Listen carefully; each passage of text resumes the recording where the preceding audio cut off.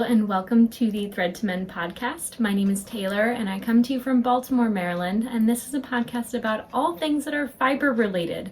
I mostly touch on the subjects of knitting and spinning, and that you can see is my cat Scab, who is joining us this morning. I have trapped in this room a black fly, so if you hear buzzing, it's my pet fly.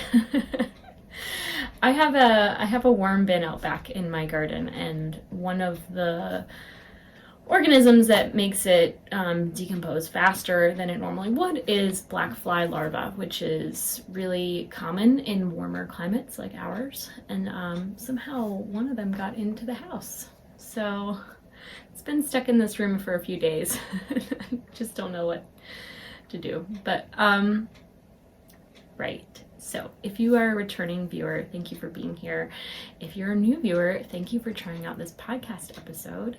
I had a little technical difficulties, kind of Mercury approaching retrograde in my previous episode, where I basically, one thing that happens when I record is I hit a wall and I just stop and I just start over from the beginning. And I was trying to edit these two videos together and then I forgot to go back and fix it. Not that I need an excuse, but that's what happened. And I'm going to try to be better at not restarting so much, because it does take up a lot of time and obviously it results in issues like that. So here we go. It's also really hard to remember what I had said already and what I haven't said yet when I'm re-recording in a short period. So I only have a small window to record today and get an episode out to you all. So this one will be brief.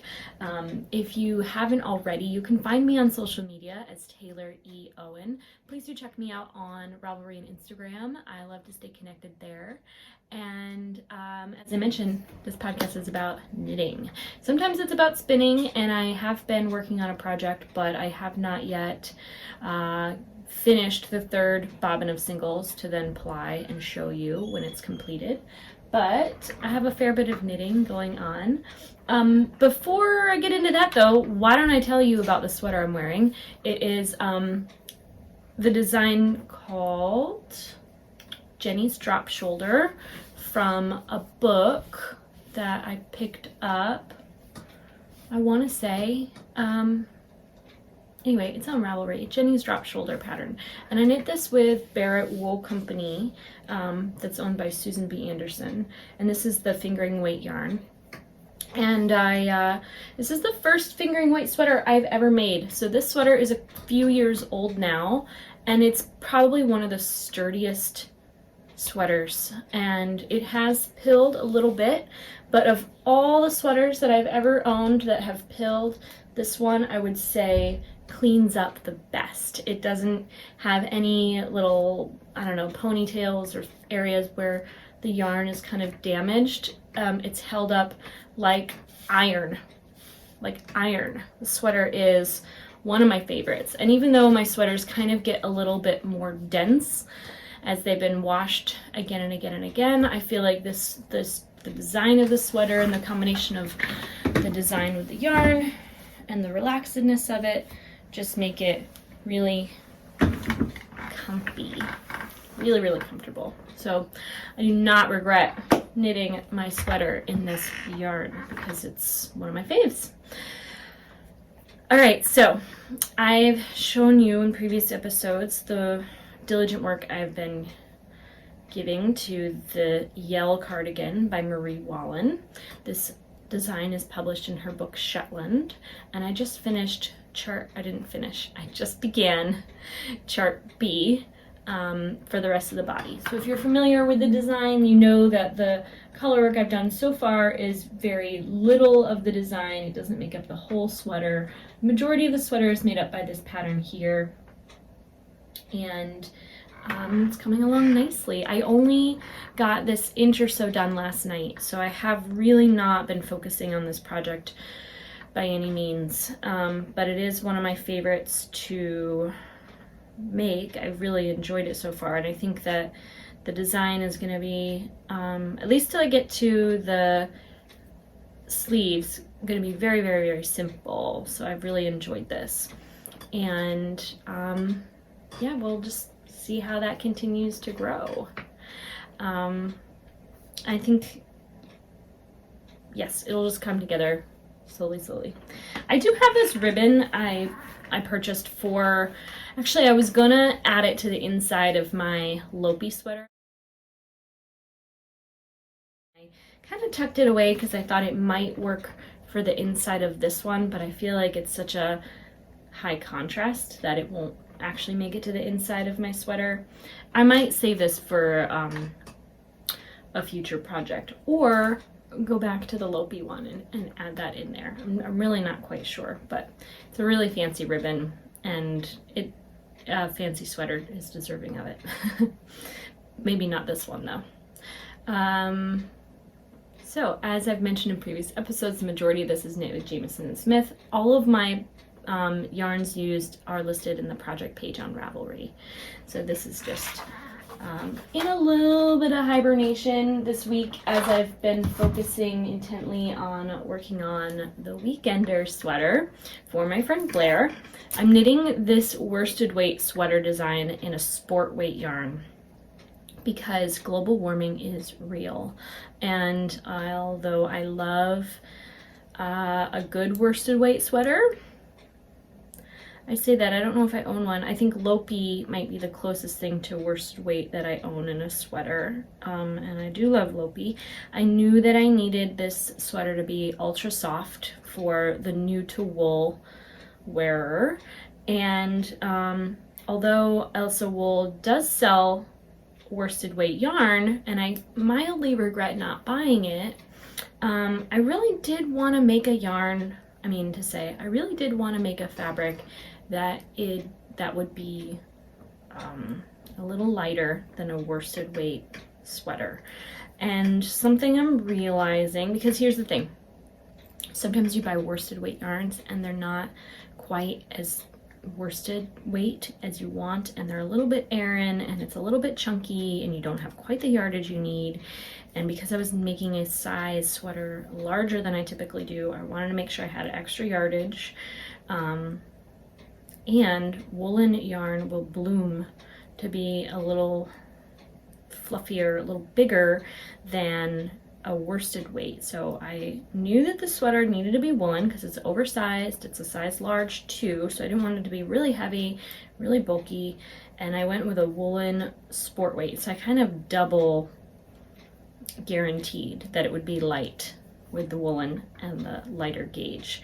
And something I'm noticing about this sweater is that when I steam block it, it really evens out a lot. It's not as uneven looking as it does when I just knit it. Like you can maybe kind of see how just in this one row it kind of looks uneven, and then with a little bit of steam blocking it evens out. I think that with a real true blocking like saturate, roll, and dry, it will bloom even more and really fill out. So this sweater, although it's a sport weight yarn and it's knit on worsted weight size needles to get gauge, I mean it's not a real thing, but there's no worsted weight size needles. It's just that I'm knitting this project on a size 9, which I would if I were using a worsted weight yarn to get gauge. Because it's knitted a looser gauge and it's a finer yarn, the fabric that I'm making for this sweater is almost more similar to the fabric of a fingering weight sweater. When I pinch my fingers around the weight of kind of the thickness, the heaviness of this fabric I'm wearing, and then this one, they are like the same. This one, even though it's a thicker yarn and you know, a different design, it's not thicker than a fingering weight sweater, which I really like. I really like that the sweater is coming out so lightweight and airy and light, because let's face it, it was 60 degrees yesterday in February here in Maryland. I don't know what the weather's like in upstate New York. I assume that in the Hudson Valley it is a fair bit colder, being about 6 to 8 hours north of us here, but I didn't want to give Blair a sweater that she'd only be able to wear for a couple months of the year. I would love like a 3-season sweater. So that's what I'm making, and it has been about a week. I think I just cast this on before I recorded for you, and I'm not quite done with the first skein. I was really trying to get through this skein last night to show you, and I'm a little nervous about yardage because I think about it, I'm like a quarter of the way through my yarn, and this is not a quarter of the way through the sweater, but I feel like this will spread out to be at least another inch or so, and I can do a little reassurance math to be sure. This is being knit up on a 32-inch needle, so if I were to stretch it out, it would measure 50 inches wide. I'm making the 50-inch size garment, and I'm really enjoying it. I made a little bit of progress. I don't have it here, it's in my bedroom. A little bit of progress on my Daydreamer pattern as well, sweater, also by Andrea Mowry, and that is knit with also Korma wool in the fingering weight held with Isegar's mohair, and that project is a real slow grow. I realize that I don't have quite the yardage for my size, but I do have enough yardage according to other project pages on Ravelry, including those that are larger than my size, so I don't quite understand what's happening, but I can say that I think I'll have enough given that I'm not even really deep into the second of 3 skeins, and I'm about to split for the front and the back on that garment. And I'm deciding right now, before it's too late, that I'm going to add an extra repeat. So I think that I have not enough yarn and I'm adding to the length, which is not a smart combination of things to maintain in a project, but I'm just going to go with it based on the notes of other knitters and the yardage that they've said that they needed to make the garment. One thing about this design on the Weekender is you are doing this little detail at the front, and I never remember which step I need to do. It's a 2-row repeat, so and then sometimes I've been having to drop down the center row a lot to correct it to be a knit instead of a purl. So if you're new to knitting, new to Andrea Mowry's designs, the Weekender sweater could be a really good sweater for you. It might also not be, and I'll explain exactly why.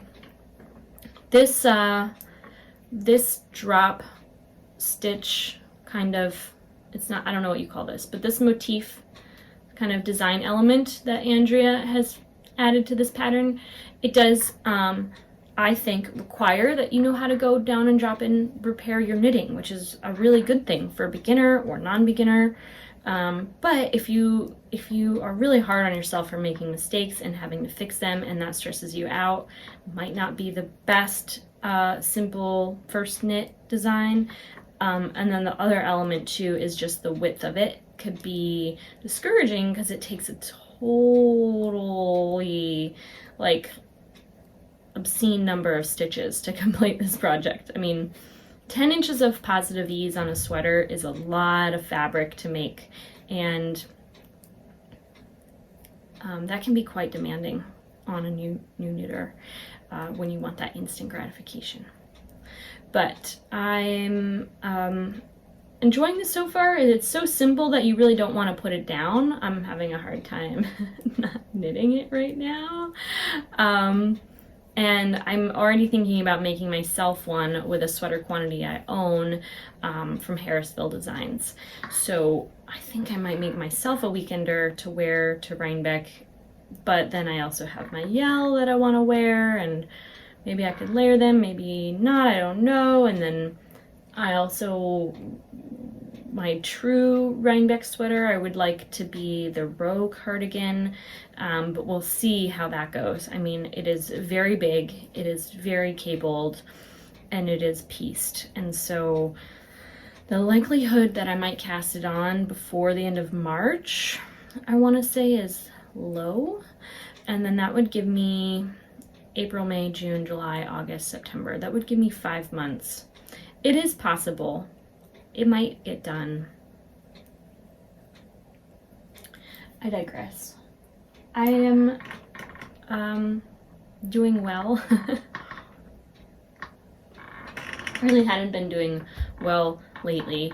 And I missed my call back from my doctor yesterday, so I really don't know yet how well I am, but things are going fine. I'm kind of nervous to hear back from her. I would really like to know what the results are of my blood work.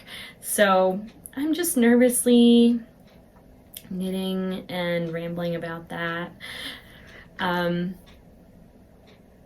And I made my wholesale yarn purchase with Green Mountain Spinnery yesterday, so that should be here, I think, as early as Thursday.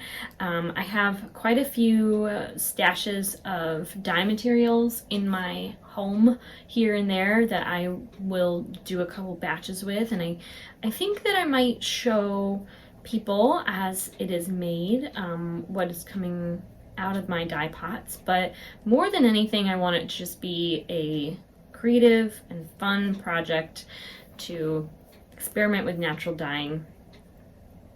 And actually, I pulled out of my stash over here a couple skeins. One of them is caked up already, so I will re-skein this cream, and this one got a little undone. It's still skeined up. I just need to reskein it. But I was thinking about doing a giveaway for you guys because I don't have a ton of room in my life, and I've been holding on to these extra skeins because they make really good dye samples. So if I'm really not sure if a natural dye pot is going to work out for the materials I have planned, sometimes I will test it on a small skein or two and see what I get out of it. And I was thinking about offering these two skeins to one of my viewers as a prize in case you are interested in naturally dyeing and exploring natural dyes, or even acid dyes. Honestly, anything you want to do with these is fair game. But that's sort of why I've held on to them. This is a Cascade 220 non-superwash yarn, and then this one is from Knit Picks. It's just an extra skein from sweater I made previously, and I love these yarns for making home good things like coasters, or like I have a yoga mat bag that I've made out of granny squares that this yarn is incredible for because it felts really well, and you can kind of felt it up a little. So I thought I would offer, I'm going to skein these up so that they look better and they're easier for dyeing. Sorry that they look such a mess today. I'm kind of in a crunch for time with the daylight. And so if you're interested in just a couple skeins, cream and gray, super simple, something to play with, something that's like no financial cost to you, so that if it becomes destroyed in a dye pot, it doesn't mean that much to experiment and play and just see what happens. Which I feel like is like the most crucial mentality with natural dyes, because you can't really determine what they will be unless you've done it before and you are meticulous with measurements and such things, and understand all the variables, including things like the contents of your water and what kind of water you have and whether it's filtered or hard or blah blah blah blah. I wanted to offer those two skeins to one of you, just to thank you for watching. If you're interested, you can leave a comment below to enter to win. Let me know how interested you are in dyeing or natural dyeing, or what you would maybe do with them as a subject for your comment, and let me know, and then I will pick a winner before next week. So I tend to upload these videos, I get so sad when I lose a gray hair. Do you see how long that gray hair is? Sorry. I shed a lot, and I get a little distracted too. But I will pick a winner before my next podcast episode recording, so that if you enter to win now, you have some time to leave your comment. And I'm going to put my knitting down so that I can be present with you all. How about that? Yeah, so if you want a couple skeins of free yarn shipped to you directly from me, I will get that done. Work has been good, life's been good. I'm just, keeping on.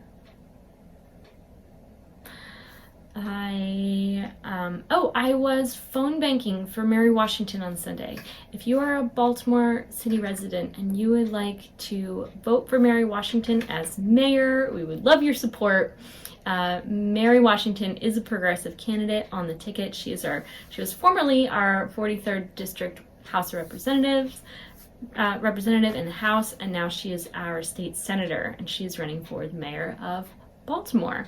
And I'm voting for Mary Washington because she is determined to end these pay-to-play practices in Baltimore City and spend our money wisely. And so if you are voting in the election, please vote for your progressive candidates wherever you might be. And I was about to stop this recording and start over, and I don't have time. The time isn't there. But please do vote in this election. It is crucially important that everyone show up and make their voices heard. Maybe you yourself are not the most progressive leaning person, and that's okay. Your voice still matters. But do please think about the people in your community and how they are affected by the resources as they are distributed, and what you can do with all the privilege that you may or may not have, all that you can do as an individual person to make your life better and the lives of those around you better as well. So just know how important it is when you bubble in that next to that person's name, how important it really, really is, and how many people that it impacts, because we really need voter support here, in not just here in Baltimore, but every single township and city. You have to find out who your progressive candidates are and get them into office so that positive change can be made. And it all starts in the local level. We wouldn't really be where we are today if more and more progressive people were involved in this political system, especially locally. So I'm really excited for the future of Baltimore. I hope that things improve. We have been completely derailed by the corruption in our local politics and the poor decisions that people in power have been making these last several years. I can't even go into detail. It's just so extremely, anyway, that's the black fly telling me to wrap it up. This is the end of the Thread to Mend podcast this week. My name again is Taylor, and I am so pleased that you made it here with me. If you are a fan of this video, go ahead and subscribe to this channel so that you'll be up to date on future videos. And if you like it, give it a thumbs up so that other people in the community are aware that it exists, and it can just be spread out into the YouTube sphere. And I want to thank you so much for watching, and I hope that you have a great day. Take care.